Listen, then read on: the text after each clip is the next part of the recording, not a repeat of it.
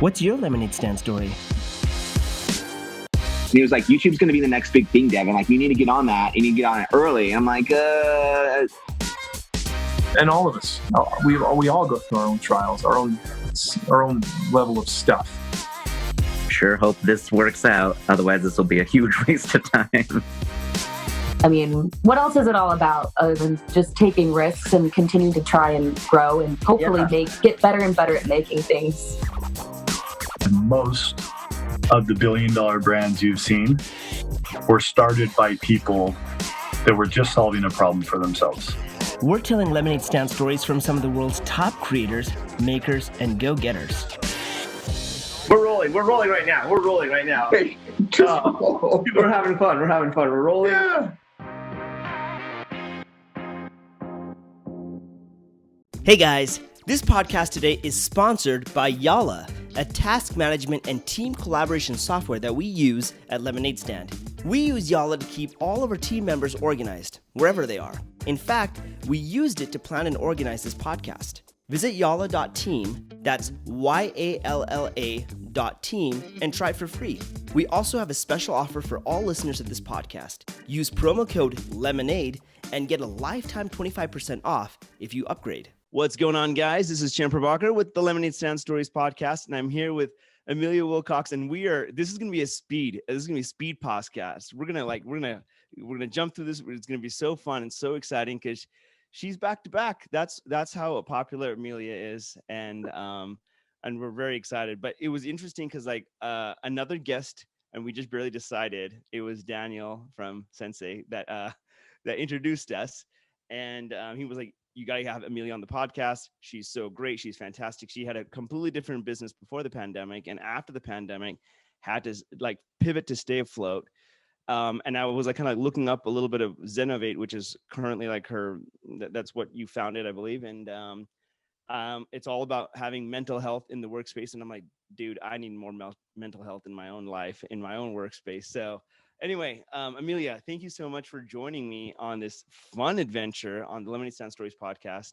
How you doing today, first off? I am awesome. Let me turn off my Slack so we don't get interrupted. Thank you so much. It's the best. Oh my gosh, I should do that same thing. I'm going to do not disturb myself. It's going to be so good. Anyway, so tell me about life. Like what's been going on? What did you end up doing before the pandemic, and how did you even become into the world of entrepreneurship? Yeah, so I've kind of always been into entrepreneurship.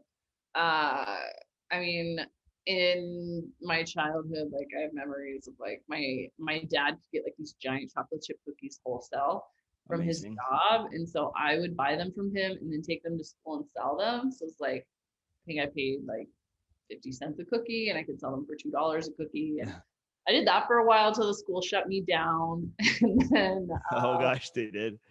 Yeah, and then we made one year we all did handmade Christmas cards that we sold to our friends and neighbors and stuff like that. So I kind of had experiences like that growing up. So you broke your teeth. You broke your teeth with cookies, in a sense. Yeah, and they're still my favorite food. Yeah. As they should be for everybody, So yeah, that's kind of my mindset. I also saw my mom worked for Walmart and was she got fired, and it was just kind of devastating to see when you're not in control. She'd worked there forever, given everything to them. She worked at the Hypermart, which is the biggest Walmart in the US in Kansas City, Missouri, and had worked there for I think a decade or more. And then they just decided to fire her because she'd been clocking in and out and adjusting her own time clock, which totally she shouldn't have been doing, but she was absolutely not stealing time. Yeah. Anyway, and I just kind of saw that and I was like, well, that sucks. You work for somebody else and you may or may not be employed, and kind of always had that mindset. And so, I worked for the YMCA from 16 to 18. And then basically I worked for myself ever since. I did have one semester where I worked at Domino's Pizza. But yeah, I moved to Utah, went to massage school, worked for myself, had my own private practice. My husband and I had like an online eBay business for a while. Then we had an online outdoor retail store, and then 2008 came and shut it down, and like nobody was buying tents. Yep. So we were just left with a ton of inventory and a ton of debt, and we're kind of just stuck. And so I was like, well, how can I like get our family out of this hole? And like, what kind of a business could I start doing something I'm more passionate about? I wasn't really into outdoor gear. Really my husband, but yeah, I mean, I was into massage. I did massage for years. Then I was just like, how can I scale that? And so I started just bringing massage into the workplace, just like traded massage for like design work from one of my friends, and just had them kind of build me a brand and a brochure. And I just started handing that out to all my friends, and I was like, take this to work, just to see if someone would bite. And then we got our first job here in Salt Lake City from a law firm, and they're still our clients today. But yeah, that's kind of, I had to like go out and find massage therapists to work that job and figure out, build out all the systems to scale it. And so that started my 10-year journey with Incorporate Massage. Yeah. Where we expanded to providing massage services for businesses all over North America. We were in Mexico, Canada, every state in the US, 1,200 massage therapists. We worked with 4,000 companies. And yeah, just growing, killing it, exceeding our goals. Everything was going awesome. Yeah. And then COVID hit, and we went to zero in 10 days. Oh my gosh. That's that's a pretty big change. Very, very quick change. You know what I mean? Oh man, that's pretty intense. I mean, did you feel like the scaling of that, like hiring a massage therapist, was that like a pretty tough thing to do? Because like you're like, hey, I just started one company. Now it's like, oh, I got 4,000 clients now, and I have all these different therapists all over the place. Like that seems like a pretty big roller coaster. You know what I mean? To get to that point. Was that a pretty big challenge to get to that point?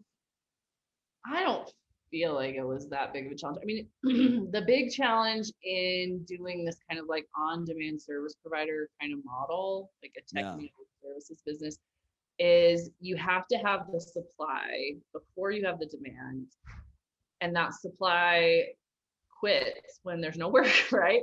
So you just have to have that expectation that like a portion of your overhead is going to include like constantly hiring people and seeing this turnover. So for instance, in Utah is one of our biggest markets. We have a lot of clients here. We had people that worked for us full time, people that work for us as much as they want. We really didn't have a lot of turnover in Utah because people could stay super, super busy. So we were always kind of shooting for like, let's get all the major metropolitan areas to this level that Utah's at, where all of our massage therapists have as much work as they want. But we also, like, we had 60 massage therapists just here in Utah. And we would also have stuff like the hospital wants 20 massage therapists all day for a week, and we'd have to subcontract out to some of our competitors because we're so busy here. So it's kind of this delicate line and this balance that you're always walking of like, how many people do we need? We need way more people. Like, you want a ton of people to accommodate like all these large events and things where you need multiple therapists, and then you're going to lose people because they're going to go find other jobs. So oh my gosh, that part was the biggest challenge. But as far as like developing the system for like interviewing, onboarding, training, and managing people remotely that are providing that kind of service, that part is just like you build the process once and then you repeat it. You're constantly tweaking and improving, but it wasn't that hard. That part was was not that hard. No, well, you know what? That sounds so rad. I remember I was at a so I worked before I started doing this podcast. Like my primary career is I'm an actor, and I work in film, and I produce movies and stuff like that. And there was this one time I remember going to an investor's office in this building, and he's a funny guy, and I was gonna see if I could get some money from him. So my partner and I go in there, and we knock on the door, and to like this office, and this lady answers. I don't know who this lady is, and she's just like staring at me, and she doesn't even like say anything to me. She's just kind of staring at me, kind of creepily almost. And I'm like, oh, hey, is Blake here? Because I need to go see him. And she just kind of like motions with her arm to like for me to go and sit inside. I'm like, all right. So I guess we both go and we sit inside. I'm trying to make small chat with this girl, and she's just like not saying anything at all, just nothing. And then like after moments of like pure awkwardness, Blake finally enters and he sits down. And the moment I start speaking, this girl suddenly comes up behind me and starts massaging me. And I'm like, what in the world is happening right now? And he was playing a joke on me. He's like, that's like their massage therapist. She probably works for you. But anyway, he hired her to give me a massage while I'm pitching him so I could like be relaxed, and it was just so funny. It was just so funny that he would do that. But anyway, that's my only experience, I feel like, with like a work massage therapist. So you provide. And I brought massage therapists with me pitching to VCs and stuff. Like, while I'm pitching to you, you're gonna stay and relax. Yes, exactly. No, that's amazing. But now you said COVID hit, which was pretty much the leveler of like a lot of different industries, including mine. That's one of the reasons why I also pivoted a little bit, and I still do acting because it's back now, but now I picked up a whole different thing. So I'd love to jump into Zenovate because like this sounded awesome when I was like looking through it. How did this come about? And was this like a brainchild that happened during COVID, or was it before, but now you were going to implement it? How did that go down? Yeah, so we had like just raised money to build out our on-demand platform for massage, to build it out so that we could bring anything on site. So it was kind of, the world was in this place where it was like all these companies are bringing like everything on site. There's like on-site chiropractic, on-site dental, on-site everything, like all the way up to even like on-site escape rooms and puppy and like all these crazy things. So we were living in this era where like everyone was bringing everything into the office. It was like your employees never leave. You like, it's so the opposite of how it is right now. It's just crazy. But so we were building our platform to be able to like add all these different service types and basically kind of become this marketplace for corporate on-site services. And that is where we were going. And then COVID hit and we were like, well, on-site's dead. We don't know if it's ever coming back. And, and then over the course of the last year, it's like company after company after company is like, we're never bringing our employees back. Like Comcast that's not bringing any of their call centers back. Like they have no plans to return. And so all their call center employees are working remotely. Even like, I just want to call it the state of Texas. They don't plan to go back to the office to 2023. And even then, it's only going to be certain personnel, and they're only going to have to work 4 days a week on site. So I'm just like, crazy. It is crazy. And then, I mean, there's still all these people out there that think like, yeah, everybody's going to, like people say that right now, but eventually they're going to have everybody come back, and it'll just be interesting to see. But either way, we're going to end up with kind of both models still. Like companies like Intel's one of our clients, and like their employees are all back on site, right? They manufacture, so they have to have people in there making those chips. Otherwise, the world falls apart because we're so dependent on those microchips. Yes. So we basically were just like, okay, on-site's dead. We don't know if it's coming back. Maybe it will, maybe it won't. Let's pretend like it never comes back. What are we going to do with the technology we have and the people we have and serve a new need? So then it was just kind of a process of like talking to all of our clients to discover like what their struggles and needs were right now. What are their pains? What are their employees' pains? And kind of two things came up over and over again. One was employees are feeling disconnected from the company and disconnected from each other, and that is negatively affecting turnover, right? They're having like retention problems. Yeah. And then the other huge one, the biggest one, was just like everybody's mental health is in a bad place, right? They're having depression and anxiety, substance abuse is just off the charts. So we were like, all right. Well, you know what? We have like a system that can manage licensing by state, can manage scheduling. Like, let's try adding some new service types to the platform, and let's go see if we can sell it, basically. Yeah. And so that's kind of how it started. It had many iterations and evolutions between here and there, but what ended up happening is we built a network. I don't even call it a network because they're W-2 employees, but we hired a bunch of licensed counselors, social workers, psychologists, and just people to help with mental health. And I think we have like 70 people now in 32 countries. Wow. and we're serving global companies, which is pretty awesome. So, and then it's instant, right? They just open up the app, they can book with somebody tomorrow. Whereas like most EAPs, or if you're going through your insurance, EAP is an employee assistance program. But if you're going through your company's EAP or your insurance, you're 8 to 12 weeks out to see somebody. Yeah, and this is pretty cool, right? It's pretty immediate to like have access to a therapist the moment they need it. Is that right? Yep. Oh my Yeah. gosh, And we're it's working on amazing. therapy right now and a care bot. Those are some of the initiatives we're hoping to have set up before the end of the year. So we can kind of have all these different levels of care. But we have pre-recorded videos on like every mental health subject. So if you're like, live with somebody who is struggling with substance abuse right now, like there's a video for that. Like, here's how you handle that. And these are the things you say and don't say. And right.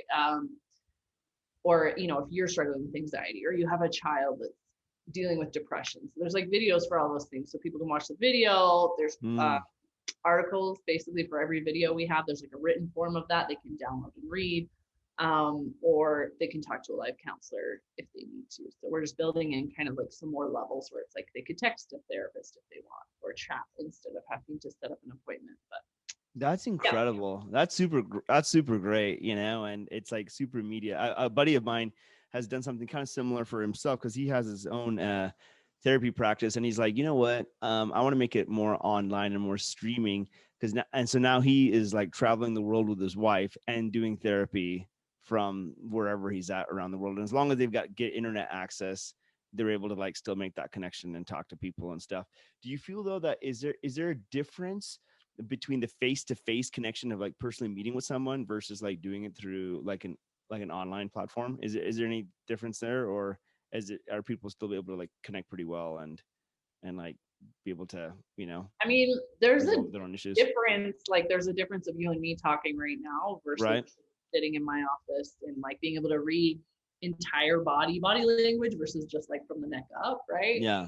So there's definitely like a difference just because it is different. But what I've seen is like, in fact, I saw somebody posted on LinkedIn, my friend Sims posted on LinkedIn like this GIF because he's like so happy that he just got prescribed antibiotics in 10 minutes without having to go anywhere, right? Like, because whatever it is he's sick with. So just like what I'm seeing is it's like once you've done it, you don't want to go back to in person.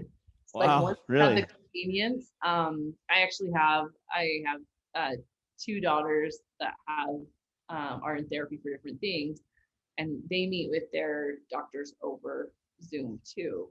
And it's been effective. So it is a little bit harder with like younger kids. So our youngest, our 9-year-old, she does behavioral therapy, and she would go in all through COVID. We still drove her there to do it in person. So I think younger kids struggle with it a little bit.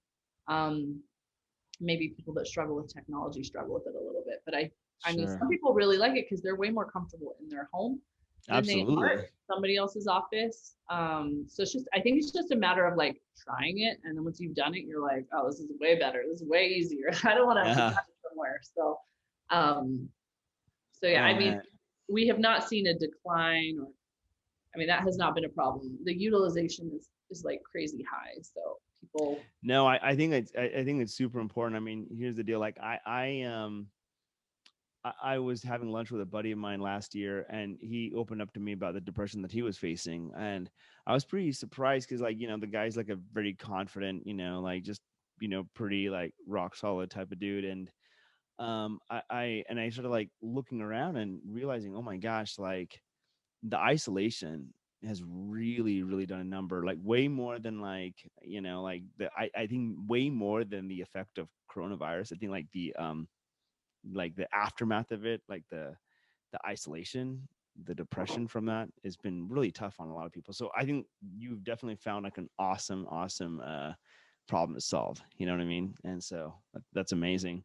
So let me ask you this. I know your time's kind of coming to an end. I was going to ask you a couple last questions. What brings you joy right now? Mountain biking, being in the mountains. Good answer.